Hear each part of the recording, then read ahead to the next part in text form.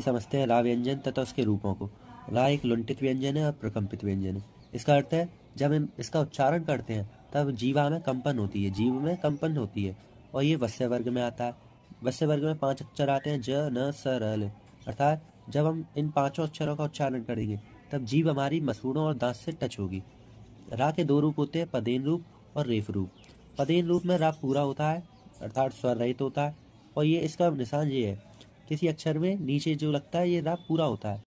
जैसे क्रम, क्रम में रा पूरा है। अच्छा, इसका वर्ण विच्छेद देख लीजिए, आधा का है प्लस पूरा रा है, और पूरे रा तब होता है जब उसमें स्वर हो।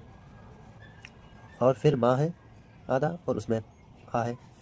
अच्छा, रेफ रूप जे होता है, जो ऊपर की साइड होता है आधा रा, वो रेफ रूप होता है। जैसे कर्म, अच्छा कर्म का वर्ण विच्छेद देखेंगे तो का पूरा है जिसमें स्वर है, प्लस आधा रा है जिसमें कोई स्वर नहीं है, प्लस माँ है प्लस आ है।